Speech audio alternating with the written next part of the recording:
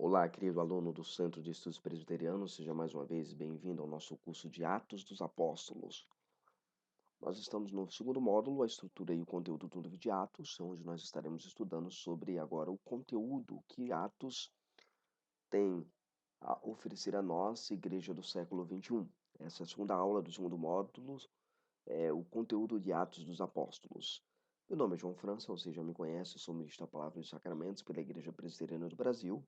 Atualmente ministro da Palavra e dos Sacramentos na Igreja Presbiteriana em Riachão de Jacuípe, Bahia, ok?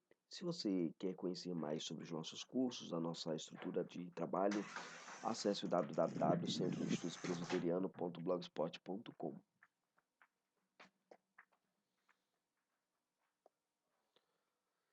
Bem, como nós estamos desenvolvendo o curso de Atos dos Apóstolos, nós estamos seguindo o cronograma que nós apresentamos desde a primeira aula deste módulo. E nós estamos seguindo dentro daquela estrutura, o conteúdo de Atos dos Apóstolos está se inaugurando hoje. Nós estudamos as estruturas, como nós chamamos, as estruturas estratégicas nas quais Lucas ah, escreveu seu texto, narrou seu texto, produziu o seu texto, revelando a sua intencionalidade ao escrever o seu produto literário, levando o conhecimento teológico a Teófilo e também à igreja como um todo. O nosso propósito nesse curso é apresentar exatamente a teologia, o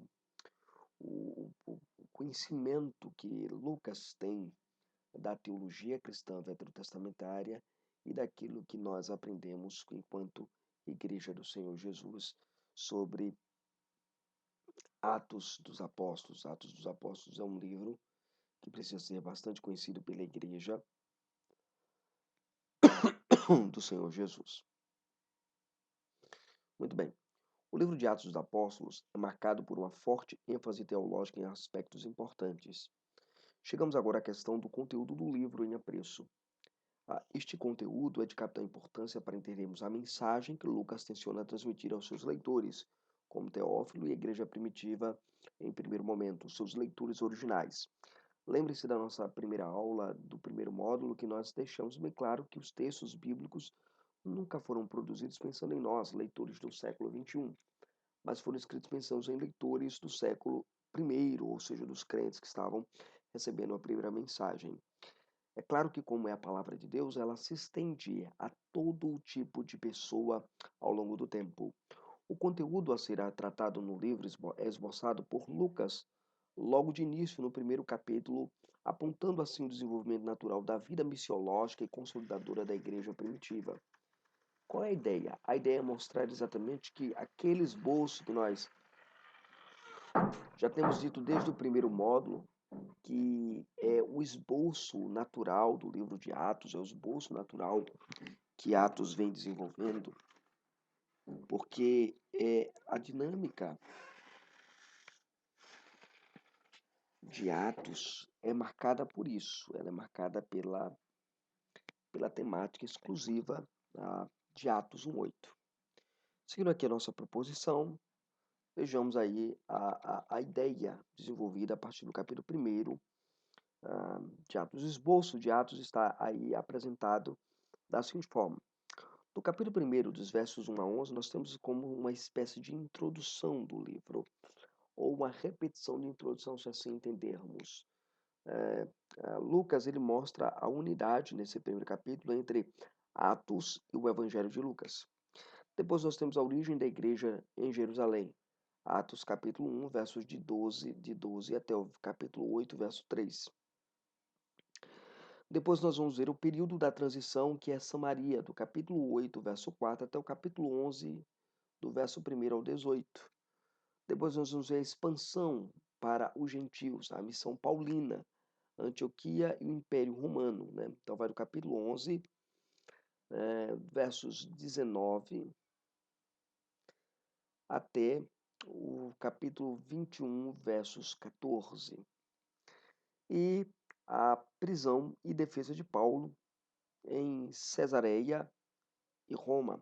Capítulo 21, versos de 15 até o capítulo 28, até o verso 31. Então você vai ter aí esse esboço, que a gente chama de esboço temático desenvolvido no livro de Atos, que nasce exatamente a partir da perspectiva de Lucas, no capítulo 1, verso 8, como nos ensina aí o Martini no seu livro Origem e Análise do Novo Testamento, ah, do ano de 1995, página 238, publicado pela editora Vida Nova. Esse é o esboço do livro de Atos dos Apóstolos, conforme nós vimos. Ok. Atos 1:8, sua função na historiografia lucana. Devemos ressaltar também que aqui não está apenas pressuposto o esboço da ação missiológica da igreja, mas também a intenção de Lucas é revelar uma igreja obediente, pois Lucas descreve o cumprimento da ordem dada por Jesus aos apóstolos de que fossem testemunhas, né?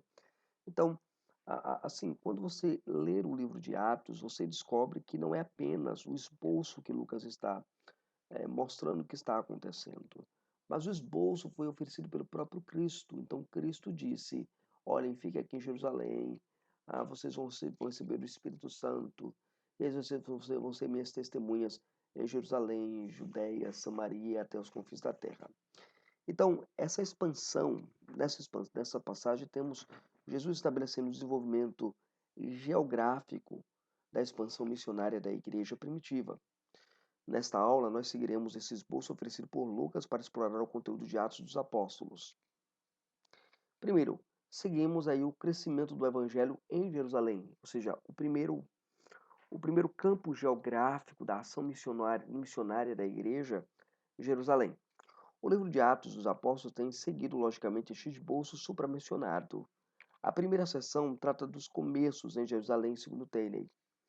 Ressaltamos também que Lucas começa enraizando a igreja e a sua missão nos atos e palavras de Jesus, conforme Carson, a página 204. Jerusalém é o ponto de partida do relato de Lucas, dado ao papel central que esta cidade tinha na questão do reino de Deus, tanto no Antigo quanto no ministério de Jesus. No Antigo Testamento, Jerusalém tem um papel central como a cidade do grande rei, do Senhor, do soberano. Assim também, Jesus, no seu ministério, mostra a importância de Jerusalém como centro da onde o reino de Deus, proclamado por Cristo, anunciado por Cristo, apresentado pelos profetas, como nós vimos na aula passada. Então, de fato, é esse reino que nós vemos na proclamação e pregação do Evangelho e no ministério do Senhor Jesus. Nessa seção primeira, o autor de Atos faz uma menção ao crescimento do reino por meio do Evangelho de Jerusalém em 4 lacônicas narrativas principais. As, as, as, as narrativas de Lucas, quando vai falar da seção primeira, que é o início do trabalho em Jerusalém, Lucas ele sintetiza isso em 4 narrativas pequenas, curtas narrativas, mostrando o desenvolvimento da igreja de Jerusalém. O anúncio do derramamento do Espírito Santo, por exemplo, em Atos capítulo 1 e capítulo 2. Então, há o anúncio e o derramamento do Espírito. Em Atos 1, anuncia-se o Espírito Santo que viria sobre o povo. Em Atos 2, você tem o derramamento. Então, você tem aquilo que Jesus disse e aquilo que Jesus disse acontecendo. Depois você segue para a narrativa do sermão de Pedro no templo e a primeira perseguição. Capítulo 3 e capítulo 4. O sermão de Pedro começa ali o capítulo 2, o evento do Pentecostes, mas o capítulo 3 é o sermão de Pedro ampliado, mostrando os resultados efetivos desse sermão no templo e acontece a perseguição a partir do capítulo 4. A história de Ananias e Safira é o primeiro pecado evidente e nítido da igreja primitiva, latente e nascente ali naquele momento, um sinal de rebeldia, de desobediência ao Espírito Santo, desobediência à palavra de Deus. E aí acontece a perseguição posterior. Ananias e Safira, nós conhecemos a história, que são personagens da narrativa, que eram pessoas que tinham dinheiro, verdade, e vemos Barnabé vendendo a sua propriedade, distribuindo aos pobres. Ananias e Safira, para mostrarem-se espirituais, vendem uma propriedade e acordam em conluio, né, entre ambos, de que, olha, nós vendemos, vamos dizer lá para os apóstolos que vendemos a propriedade por valor X, e nós não vendemos por valor X, vamos vender uma parte e vamos reter o dinheiro.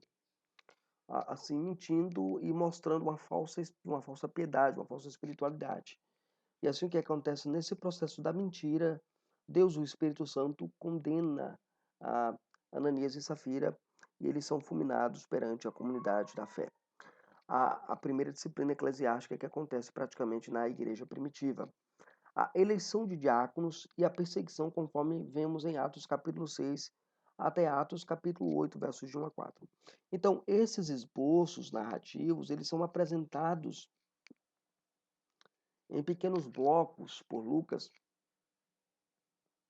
para mostrar o progresso da igreja de Jerusalém. O texto de Atos 1:8 é um guia norteador para a igreja primitiva, e conforme temos visto, Lucas narra a história dentro desse esboço. Nesse texto, Lucas apresenta o tema de todo o livro. Ele contém a promessa do Pentecostes e a ordem de testemunhar de Jesus nas seguintes áreas geográficas: Jerusalém, Judéia, Samaria e o mundo. Kistemaker, na sua obra Comentário de Atos, publicado pela editora Cultura Cristã, na página 80. Características desta igreja é muito nítida na narrativa de Lucas. Lucas, ele decide narrar também as características que a igreja de Jerusalém tinha. Esta igreja em Jerusalém é centrada na doutrina apostólica, Atos capítulo 2, versos 42 a 47. Então, essa igreja, ela mergulha na doutrina, ela entende a doutrina, ela mergulha na palavra, ela estuda a palavra. Os poderes miraculosos dos apóstolos são descritos e apresentados quando Pedro cura um aleijado na porta do templo em Formosa, né? Então, na chamada porta formosa do templo, Atos capítulo 3, versos de 1 a 10, é a narrativa, a descrição da cura que Pedro, quando sai do templo, o aleijado está lá pedindo dinheiro, ele diz, olha, eu não tenho nem ouro nem prata, mas em nome de Jesus Cristo levanta e anda. Então, você tem esse evento. Carson, ele no seu livro Introdução ao Novo Testamento, ele lembra-nos que este é um milagre notável e público, que conquista um novo público para ouvir o sermão missionário de Pedro, no capítulo 3, versos de 13 a 26. Nós geralmente lembramos só do capítulo 2 de Pedro pregando no Pentecostes. Mas aqui nós vemos também Pedro como a coluna baluarte da igreja, aquele que é o baluarte da igreja posteriormente ah, na igreja primitiva. Esse homem, esse indivíduo, ele prega o evangelho e a um novo público agora, porque o milagre, isso que é importante a gente perceber na narrativa de Lucas, que o milagre, ele sempre era um prelúdio, né, para o sermão a ser pregado, a ser ensinado. Hoje, na igreja atual, se tem colocado o milagre e ocultado a pregação. Ah, no nosso entendimento, os milagres eles não existem mais, porque o processo revelacional fechou-se, não há mais o processo revelacional extraordinário, porque havia um propósito nos dons de milagres, de curas na igreja primitiva, e esse é um primeiro elemento importante, é que esses dons existiam para anunciar a chegada do reino de Deus, como Jesus havia dito aos discípulos de João que o procuraram, mas também servia como canal para trazer pessoas a olharem, a prestarem atenção, a perceberem a necessidade da pregação do Evangelho. Então Pedro ele faz isso, ele aproveita aquela oportunidade, quando aquela multidão aflui até ele, ele começa a pregar um sermão público, um sermão missiológico, chamando os homens ao arrependimento novamente e pregando Jesus Cristo e a sua ressurreição. O conselho de fariseus, naquela ocasião em que Pedro prega, né, o conselho de fariseus e publicanos, conhecido como Sinédrio, tenta proibir os novos pregadores, mas tanto Pedro e João se recusam a fazê-lo porque dizem que antes importa obedecer a Deus do que aos homens. Atos capítulo 4, versos de 1 a 22. A igreja, por sua vez, continua a pregar o evangelho de forma ousada. No capítulo 4, versos 23 a 31, você vai ter lá a questão da oração da igreja, orando pela libertação do povo pactual e tudo mais. Vemos que a igreja tem avançado no seu ímpeto missionário e proclamador da verdade que procede de Deus. Entretanto, observamos também que há uma mentira suscitada no meio da comunidade de um casal, como nós já nos referimos, Ananias e Safira, que queriam mostrar sua piedade em doar voluntariamente seus bens para socorrer os necessitados. Capítulo 4, versos 32 a 37. mas de forma pecaminosa criaram um plano para mentir à comunidade da fé e receberam um juízo de certo sobre si, pois tentaram mentir para o próprio Deus. Ah, isso Pedro vai nos dizer lá no capítulo 5, verso de 1 a 11, você vai ver essa trágica é, disciplina que acontece na vida da igreja primitiva ali, naquele primeiro momento. A igreja e a oposição. Você pode perceber que nas narrativas que nós estamos mencionando aqui, há sempre oposição. Leia o livro de Atos, leiam essas narrativas, baixem o esboço da aula em PDF completo que nós temos disponível para o aluno e você vai observar com sua Bíblia aberta todos esses textos narrativos que nós estamos mencionando aqui, mostrando o conteúdo de forma geral, de forma lacônica, do livro de Atos dos Apóstolos nesse sentido. A igreja e a sua liderança seguem avante com sinais e prodígios maravilhosos, miraculosos. Estes que levavam a centralidade da pregação, no capítulo 5, versos de 12 até o verso 16. Gerou mais uma forte oposição da parte dos judeus. Desta feita, os apóstolos são levados para o sinédrio como prisioneiros, mas providencialmente Gamaliel parece aprovar um novo no movimento e solicita a moderação, pois se é possível que o sinédrio esteja se levantando contra Deus. E após esse discurso do sábio Gamaliel, os apóstolos eles são soltos. Capítulo 5, versos 17 e 42. Se você não viu a primeira aula, a primeira e a segunda aula que eu trato sobre esse aspecto de Gamaliel ter falado positivamente em nome do novo movimento, do novo movimento messiânico, vai lá, dá uma assistida, dá uma olhada, dá uma recapitulada, que você vai entender com amplitude aquilo que está sumarizado aqui. Eu falo a primeira aula e a segunda aula do primeiro módulo, não esqueçam disso. Muito bem, surge um problema na igreja, onde as viúvas helênicas estavam sendo negligenciadas, onde há uma escolha deliberada por parte da igreja de 7 homens para realizarem o serviço diaconal na igreja, e assim os apóstolos ficam livres para dedicarem-se à pregação e à oração. Atos capítulo 6, versos de 1 a 6, isso é muito claro. E Lucas segue declarando o crescimento da palavra no meio da igreja. Atos capítulo 6, verso 7. Nos capítulos 6 e 8, até o capítulo 8, de 1 a 4, temos a descrição da perseguição sofrida pela igreja. Nesse processo, podemos observar que os limites da igreja estavam sendo rompidos e ultrapassados. Temos o primeiro mártir da igreja, o jovem Estevão, é condenado à morte por apedrejamento, Atos capítulo 7, versos de 54 ao verso 60, e o resultado disso foi uma perseguição que todos os menos os apóstolos são forçados a sair de Jerusalém. Capítulo 8, versos de 1 a 3. Aqui é interessante, porque quando acontece a morte de Estevão, a comunidade pactual, a igreja, ela sofre uma perseguição muito severa, a ponto dos cristãos irem por todas as partes pregando o evangelho, anunciando o evangelho. A nossa tradução colocou como pregando o evangelho. A palavra lá, euangelizomai, usada no texto grego, ela descreve não apenas a ideia não é a ideia de pregar, de pregar oficialmente, mas a ideia de ir evangelizando, partilhando o evangelho. É isso que a igreja começa a fazer. Somente os apóstolos ficam em Jerusalém, pregando o evangelho à comunidade.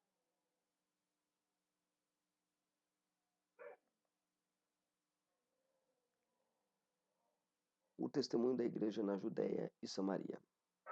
Ainda estamos seguindo o esboço oferecido por Lucas em Atos 1:8 e agora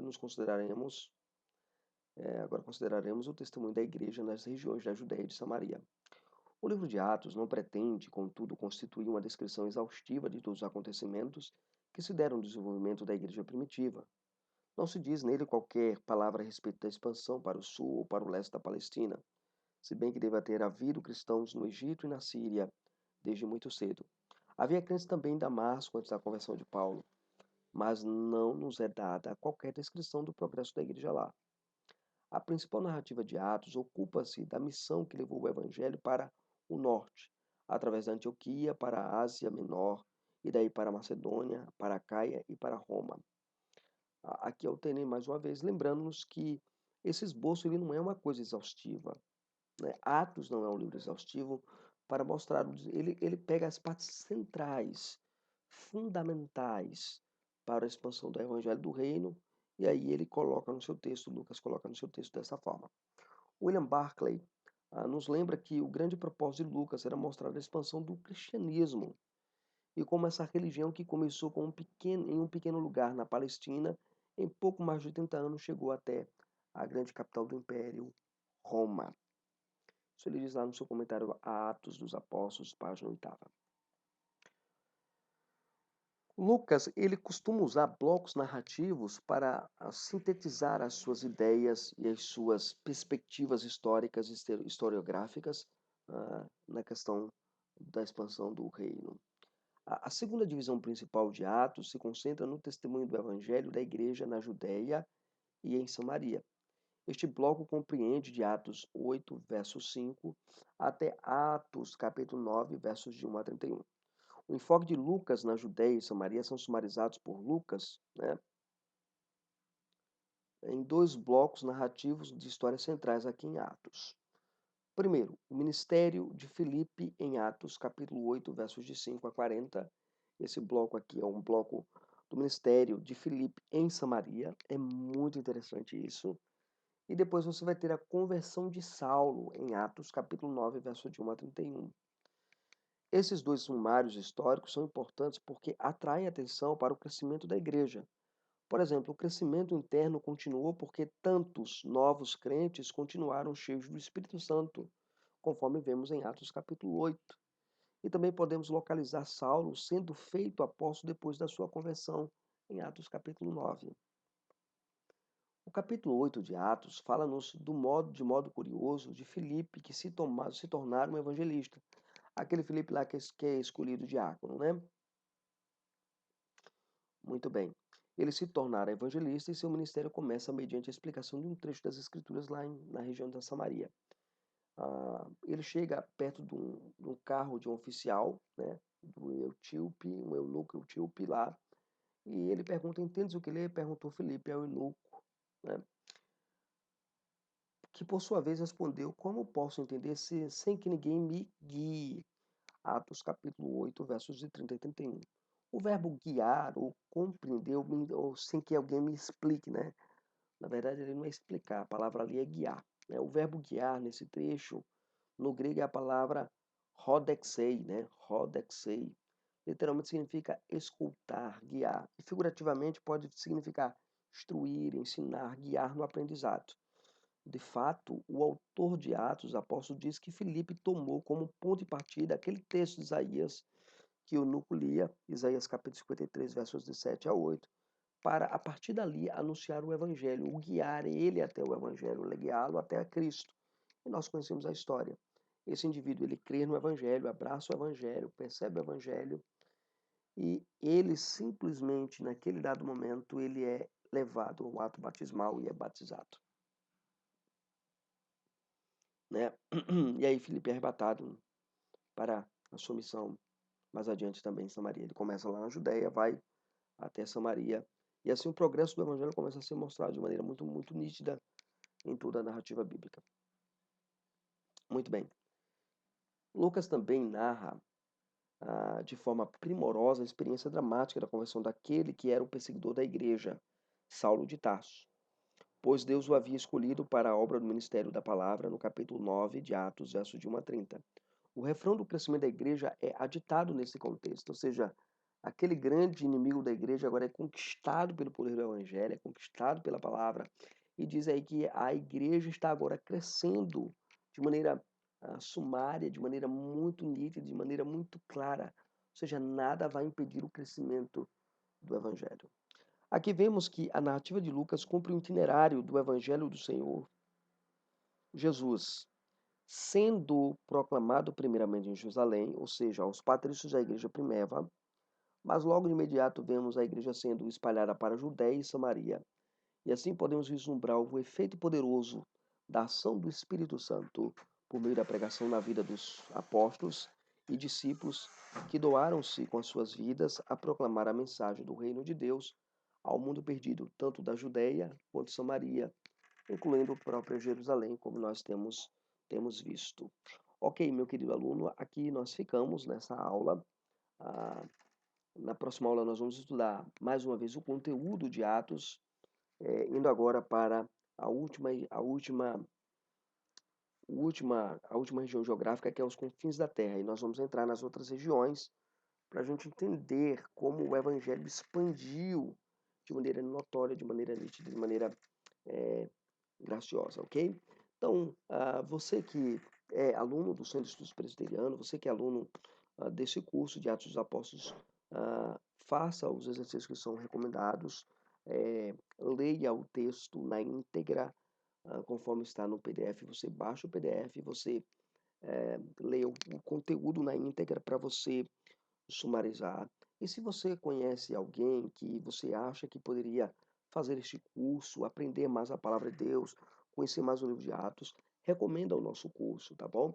E ao fazer isso, você estará ajudando o Centro de Estudos Presbiteriano também a evangelizar, a levar o evangelho também a quem precisa aprender mais do evangelho, ou também ajudar a igreja local a ter seus professores de escola dominical capacitados, os seus seminaristas, ah, os pastores que têm a vida corrida e não tem como mergulhar aprofundadamente no livro de Atos dos Apóstolos, ok? Como é que eu faço? Simples. Você tem duas maneiras. Você pode mandar um e-mail para o Centro de Estudos Presbiteriano, que é o e-mail centro do estudos presbiteriano, centro de estudos presbiteriano 1, gmail.com, ou o João Ricardo Ferreira de França sem acento, hotmail.com. Deus abençoe vocês.